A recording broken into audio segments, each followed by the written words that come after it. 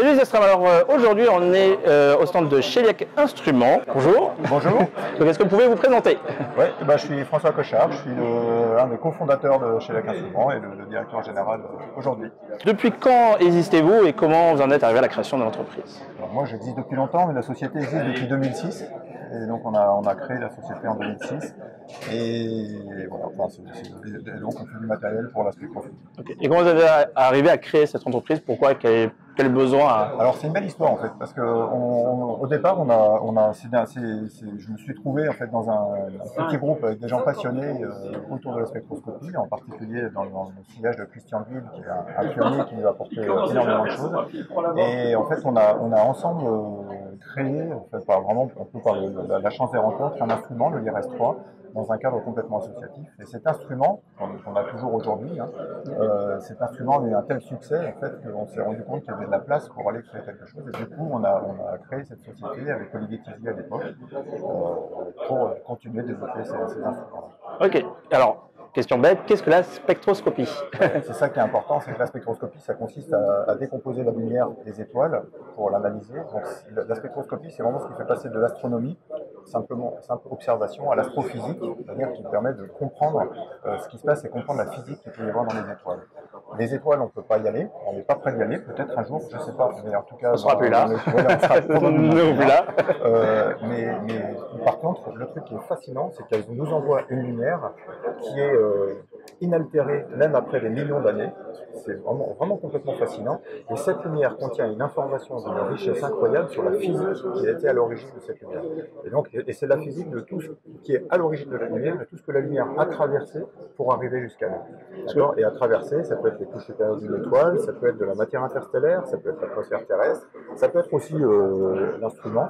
Et tout ça, cette lumière garde une trace de tout ce qui lui est arrivé depuis l'origine. C'est la composition chimique, mais aussi des paramètres physiques, du genre pression, température, par exemple des proportions d'éléments chimiques dans les différentes couches de l'étoile. Dans certains cas, on est même capable d'avoir la distribution d'éléments chimiques dans l'épaisseur de l'étoile. Des trucs juste fascinants uniquement en analysant la lumière. Et puis après, il y a aussi tout un volet sur l'effet Doppler, qui consiste à... L'effet Doppler, c'est ce qui décale la fréquence ou la longueur d'onde en fonction du mouvement de la source de lumière. Et cet effet Doppler, c'est souvent ce qu'on représente avec l'effet d'une ambulance qui passe à côté de voilà. Donc il y a un changement de fréquence qui celle de la vitesse de la source. Ça s'applique avec la lumière, et du coup, ça permet de mesurer tout ce qu'on appelle les vitesses radiales dans l'espace. C'est-à-dire dès qu'une étoile tourne toujours sur elle-même, et on va être capable de mesurer sa vitesse de rotation. Deux étoiles, des binaires, qui sont très nombreuses dans le ciel, des étoiles binaires, se tournent l'une autour de l'autre, on va être capable de voir le déplacement des spectres au cours du temps, donc de mesurer les vitesses, les amplitudes de mouvement, etc. Enfin, c'est pas quelque chose de statique, c'est vraiment quelque chose de vivant. Exactement, c'est-à-dire on a accès à toute la physique de l'étoile, et vraiment pas que la chimie. La chimie, oui, mais encore beaucoup plus que ça. Ok. Et du coup, qu'est-ce que vous proposez comme produit pour faire de la spectroscopie? Alors, justement, c'est l'étape d'après, c'est que le truc qui est étonnant, c'est que c'est la lumière qui est fascinante, mais il ne faut pas forcément un gros instrument pour aller l'analyser, l'observer. Et il y a beaucoup de gens qui pensent que oui, ça c'est réservé à des télescopes professionnels avec des trucs de 2 mètres, 3 mètres, 10 mètres de diamètre. En fait, c'est pas le cas. On peut vraiment faire de la physique. Le truc qui est génial, c'est que l'objet, le laboratoire, quand on fait de l'astronomie, il suffit de lever les yeux au ciel et il est devant nous. Et avec un petit instrument, ce type de diamètre, même plus petit, en fait, dans le cas des produits solaires, par exemple, on peut utiliser des instruments très très très modestes et faire une physique extraordinaire. Il faut bien comprendre que la qualité des mesures, elle tient beaucoup plus au processus qui est utilisé pour faire l'observation qu'à la taille de l'instrument. D'accord ? Ok. Et du coup, donc les différents produits pour faire de la spectroscopie, lesquels existent et quel usage? Est-ce qu'il y a peut-être différents usages solaires? Alors, il y a différents usages. On a aussi différents types de clients. Parce qu'aujourd'hui, on a en gros schématiquement une gamme qui s'adresse beaucoup à l'initiation, pour permettre aux gens de découvrir ce que c'est que la spectro. Et c'est vraiment quelque chose de fascinant. Mais on a aussi toute une clientèle de gens qui ont des moyens plus importants et plus ambitieux, et qui soit amateurs, soit professionnels. Et dans ce cas-là, on a des instruments qui sont effectivement de meilleure performance, en fait, globalement aussi plus coûteux forcément, Évidemment. mais qui permettent d'avoir de la productivité, qui permettent tout ça. Après, dans un instrument, donc on a une gamme d'instruments, on a une gamme de prix qui est très étendue. Et puis finalement, les spectros, c'est comme pour les télescopes. Il y en a des pas chers, et puis il y en a des très chers et complètement inabordables.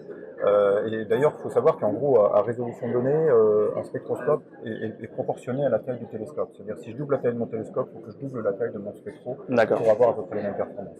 Ok, d'accord. Et par contre, alors indépendamment de cette histoire de gamme de prix ou de complexité, il y a aussi des spectros qui vont bosser dans de la haute résolution ou dans de la basse résolution. Donc là, l'analogie, c'est un petit peu comme en photo. En photo, on a des objectifs grand angle et on a des téléobjectifs. En spectro, c'est pareil. On peut soit voir le spectre complet d'une étoile, spectre visible, voire même vers l'ultraviolet, l'infrarouge, etc. On va plus loin que ce qu'est capable de voir l'œil. D'accord. Mais on est aussi capable de zoomer sur une raie en particulier, de voir des détails dans le profil d'une raie qui là aussi qu'on ne verra pas si avec un. Qu'on ne verra pas si on voit tout ensemble. D'accord. Avec un objectif grand angle, on verra tout le paysage. Comme un télescope peut faire du ciel profond, grand champ et un champ planétaire très poussé, ou bien on peut faire du grand champ. Donc c'est pareil en spectro. C'est pareil en spectro au niveau du spectre. Et puis en spectro, il y a aussi cette truc, on peut aller travailler dans l'infrarouge, on peut aller travailler dans le visible, dans l'ultraviolet, et à chaque fois, très schématiquement, l'ultraviolet, c'est le domaine des hautes énergies, donc le domaine des étoiles cataclysmiques, des explosions, etc. L'infrarouge, c'est plutôt le domaine de ce qui est froid, et donc de tout ce qui est de la matière interstellaire, tout ce qui est les molécules, etc. Il n'y a pas de molécules, il y a quasiment que des atomes dans les étoiles, c'est trop chaud, en fait, les molécules sont cassées. Par contre, quand on arrive dans le milieu interstellaire, là, on peut retrouver des choses... Donc ce ne sera pas le même... Selon le domaine dans lequel on travaille, on n'aura pas exactement les mêmes informations. Et du coup, là aussi, ça fait potentiellement des instruments un petit peu différents. Dernière question, est-ce que vous avez d'autres projets, d'autres produits par exemple, je me rappelle d'une vidéo il y a quelques années d'un abri totalement automatisé. Voilà. Est-ce que c'est toujours d'actualité ou pas? Oui, oui, c'est toujours d'actualité. Ce qui fait qu'il n'est pas sorti, c'est juste qu'on n'a pas le temps. Enfin, je sais pas vous, mais les journées sont un peu courtes. Elles font 24 heures. Et on a une vie perso aussi. Et je suis désolé, je dois dormir un peu quelques heures la nuit. Mais ceci étant dit, est-ce qu'on a des projets? Oui, beaucoup. Et ce projet alors, il y a des projets beaucoup qui sont souvent apportés par les observateurs eux-mêmes en disant on pourrait faire ci, on pourrait faire ça. Donc aujourd'hui, là, on a le projet Solex, on accompagne le projet Solex de Christian Guil, qui est un projet absolument extraordinaire pour faire des images du soleil avec un petit instrument que vous fabriquez en impression 3D vous-même, que vous montez, vous réglez, et sur lequel on fournit toute la partie, les éléments optiques qui permettent de le faire. C'est un projet fascinant. Et une fois que vous aurez observé le soleil, vous pourrez basculer sur les étoiles, et là, c'est la porte ouverte à l'infini. Sinon, pour revenir à l'abri télescope dont vous parliez, oui, c'est toujours d'actualité. Moi, j'avais besoin de le faire marcher chez moi pour être sûr de la fiabilité, etc. C'est le cas. On va entendre l'expérience.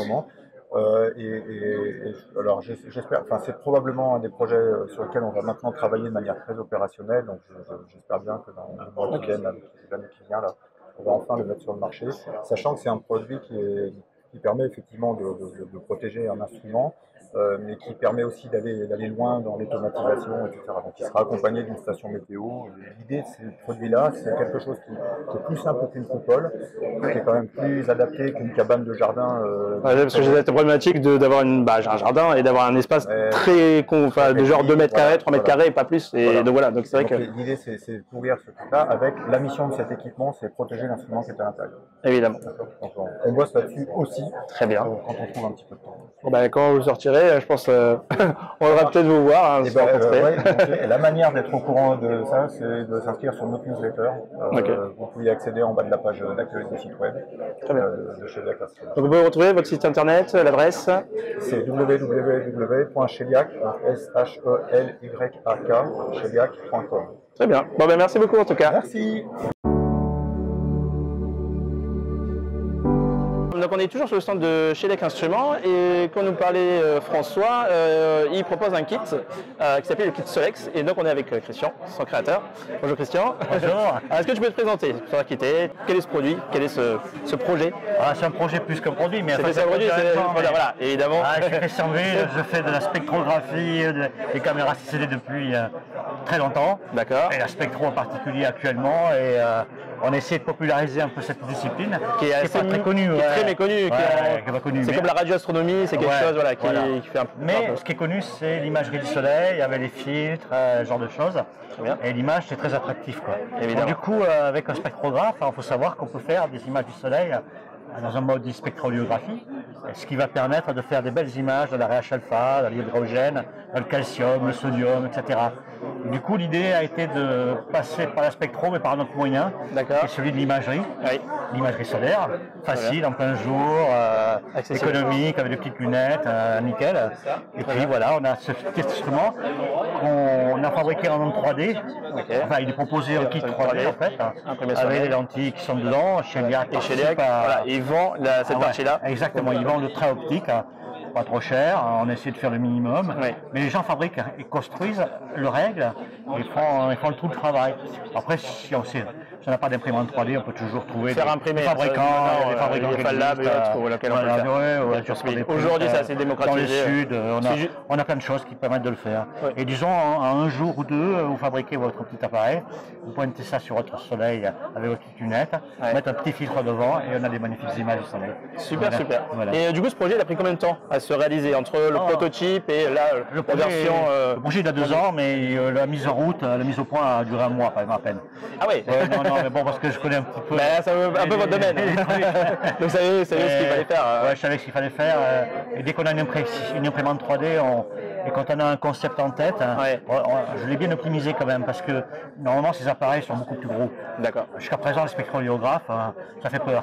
C'est des trucs en bois immenses qui pèsent plusieurs kilos. Et on a réussi à l'assembler là-dedans, ça pèse 200 grammes quoi. Ah oui. Et donc, t'imagines, toi, sur un télescope, ça pèse rien, c'est facile. Il y a une petite technique, il y a un logiciel que Valérie Desnoux qui est derrière moi a fait et qui donne directement l'image. Ça marche comme une photocopieuse. D'accord. Tu prends le soleil, tu le scannes. Tu scannes et tu as le spectre. Et en même temps, ça a surtout l'image qui vient derrière. Voilà. Ok. Bon, merci beaucoup en tout cas. Pas de problème.